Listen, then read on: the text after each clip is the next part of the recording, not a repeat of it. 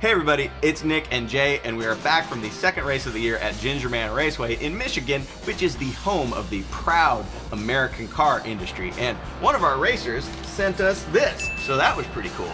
Corvette Magazine! Yeah, now this was the Tony Swan Never Say Die Memorial Race. That was the name of it. Obviously in honor of our friend, the late Tony Swan. Now, you either didn't know Tony or your car had been run into by Tony over the years. Tony was an automotive journalist for decades. He was a big fixture in the business. A lot of people grew up reading him. When he died after a long time of fighting off cancer, we decided we would make this a fundraiser for cancer research. He was passionate about that. We raised $7,200, a little over that, for the Alex's Lemonade Stand Foundation. And when I say we, I mean you guys. It was great. Now, we're a couple of pansy-ass Californians, and we don't know anything about real weather. So true. And we always talk about how bad the weather is at Gingerman. Well, the reality is it doesn't faze Michiganders at all. They show up every time, regardless of how cold it is. Yeah, and this time, the These Guys Are Assholes team, it was an 830, so, you know, it's a good name. They actually bribed us with a giant propane heater. Hella sweet. Slightly less useful was this team's bribe. This was a Honda team, and they brought us the Trailer Park Survival Kit, which included a shirt that said, "Get Tested," a set of essential oils, and a vintage convenience store mug, still in the wrapper, complete with the dead flies in it. Kind of but terrible. Much sweeter was this team. They had an Eagle Talon, and their kid brought die-cast cars for all the judges. Hella sweet. Now, Judge Eric has been around Lemons long enough to where certain Judge Phil affectations are rubbing off on him, which basically means that when he comes to a race, he brings various old film noir detective story ephemera with him. Yeah, which means, again, it was the manual typewriter penalty. This time it was the "I crashed your car, I have to write an apology letter to the team captain" penalty. This stuff just gets better and better. What I like is what holds these guys up from completing the penalty is that they can't find the enter key. We had a new penalty, the swear words coloring book. It really wasn't swear words as so much it was real dirty mother cuss word. No, but we had a really good time with it, and several children, before we could pay attention, actually tore them off and walked away with some of the completed drawings. But terrible, as always, these guys' numbers are hard. Car numbers are hard. But terrible, as always, 944s. But terrible, as always, the difficulty of working on a frickin' VW. But terrible, we know this would always happen if you put a Ford Ranger motor in your MGB. The awesome power of that technologically advanced mill makes everything else not work. We had a team bring a Toyota MR2 Spider, which was a pretty nice looking car, frankly. Yeah, and I was actually a little concerned about this car because it was a really nice looking car. It was totally straight. This is a pretty modern car. And the team captain even said to me, "Man, this thing's been bulletproof for 9.5 years. What could possibly go wrong?" Hella sweet, we had a Thunderbird. Thunderbird! Yeah, and the Cone Killers came with their Pontiac Solstice, and they had their kid dressed up in a costume giving out drinks in cone-shaped sippy cups. And I gotta say, Phil has started talking a lot about finding solstices in junkyards. Yeah. So I think the whole $500 my ass, that's beginning to be a moot point. Mm-hmm. The number 666 van, I'm actually not fully sure what this was. I think it was a Zombieland theme. Well, yes. Hella sweet, if you've got an 80s BMW, embrace it, go full rad, bring lots of members only.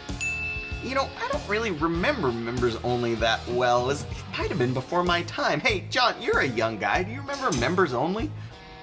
Nope. The Heroic Fix Trophy went to the League of Legitimate Nigerian Businessmen, who not only have a fantastic team name, but they also have a Pinto. Now, they brought a big, not life-size, but very large cardboard cutout of Notre Dame under the thesis that our whole team theme is about things that burst into flame. It's too soon.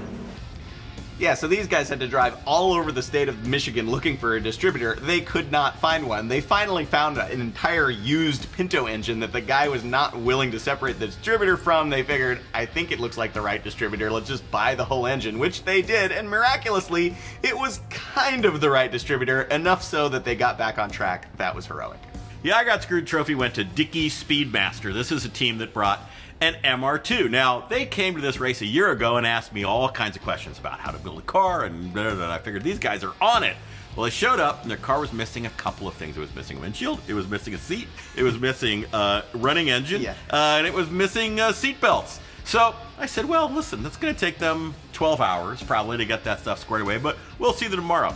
Well, they worked all weekend long, 24 hours a day for 3 solid days. And at the end, they were missing a seat, they were missing a windshield, they were missing seat belts, and their engine didn't run. I don't know how they did it. They also acquired a second used MR2 from another team for parts, and still, at the end of the weekend, they were missing a seat, they were missing a windshield, and their engine didn't run. So they wound up, after doing all of that work, with 2 broken MR2s and 1 crappy trophy. I also have to say, one of the girlfriends or wives of one of the team members, however, knitted us spectacular warm caps and scarves. And it turned out there was only one problem with them. Man, this is gonna work great. We ain't gonna have no problems with the green screen. The Speedy Cop Memorial, but he's not actually dead, Life of the Paddock Party trophy went to Rust Belt Racing and their Chevy HHR. Yeah, which is, of course, the Chevrolet version of the PT Cruiser. Well, I believe that the PT Cruiser is sort of a corny affectation for people who are trying to relive a time that never existed. You're fired!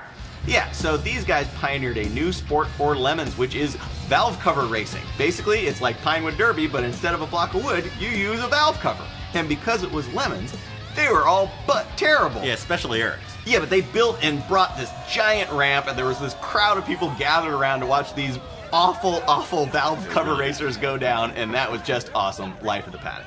The regional trophy went to the MC5 series. This is a veteran team. Normally, they're famous for racing their Dodge Murata, which they did not bring this time, but they have a whole bunch of other cars. Yeah. This time they made a Chevy truck motor powered BMW, which of course blew sky high. Almost immediately they said, no problem. We also have our Turbo Integra. They went and they got that. That blew up. They Yep. said, no problem. We also have our fake Porsche 934/935 replica mid-engined Geo Metro. We'll go get that. They brought that. That blew up. I think this is worthy of a whole lemonsworld episode, frankly. After the race on the way home, they're towing all this crap back. One of the dudes in his street Audi hit a deer, wiped out his car. So indeed, winter is coming. We had another special award called What Is This Thing Even? And Mary Seelhorst, Tony Swan's widow, found this fantastically random trophy in a box of Tony's stuff, had no idea what it was for, so we gave it to a Suzuki Esteem, which is exactly the kind of forgettable machine that you see driving down the street. What the and hell you is say, that? What is this thing even? Yeah.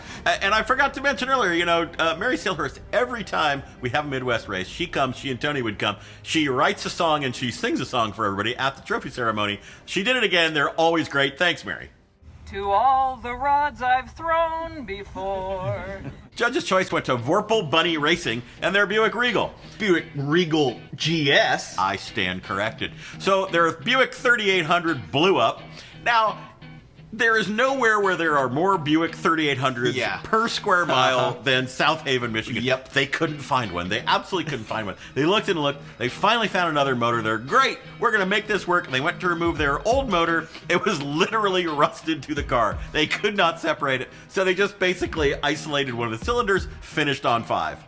Organizer's choice went to A Quart Low and their Honda Del Sol. This is a team that has been consistently outdoing itself. They started with a Del Sol, then they made it into a giant radio flyer wagon with a Calvin and Hobbes theme. Then they added 19 feet of plastic PVC turbo plumbing, turbocharged a thing. It became the Oreo Speedwagon. With a giant Oreo on with an top. Oreo cookie theme. And this time they came back with the radio flyer and they said, you know what we've always wanted to do and what Lemons has always wanted to see was a giant rat fink shifting the huge shifter on top of their car. It was amazing, well deserving of the organizer's choice.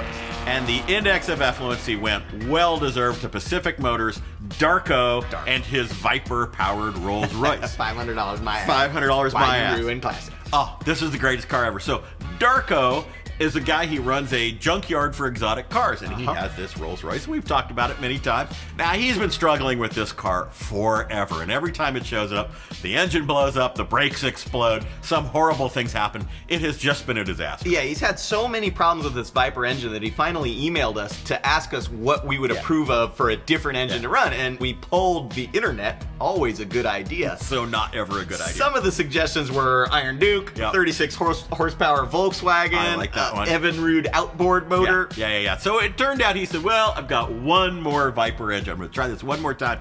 I don't know. This was the magic Viper motor. This thing ran like a train. It turned the 5th fastest lap of the race, and it was power drifting through corners with fire flying out of the side pipes on both sides.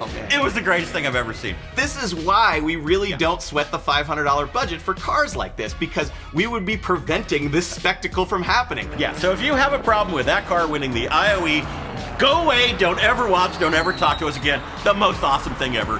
Here's Lemons in a nutshell. 1, 2, 3. Oh my! Oh, cheater!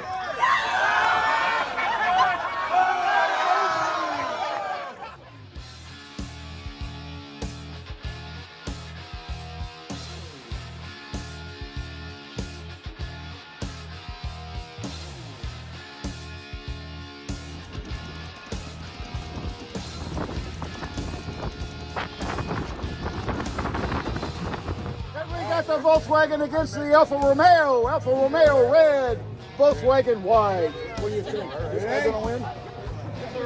3, 2. Uh-oh. You're banned for a year.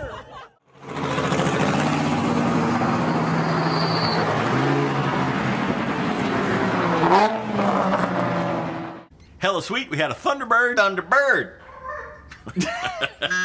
I lost it. All right, we'll try it again. Hella sweet, we had a Thunderbird. Thunderbird. Hella sweet, we had a Thunderbird. Thunderbird. God damn it. Hella sweet, we had a Thunderbird. Thunderbird. That's probably what makes it worse.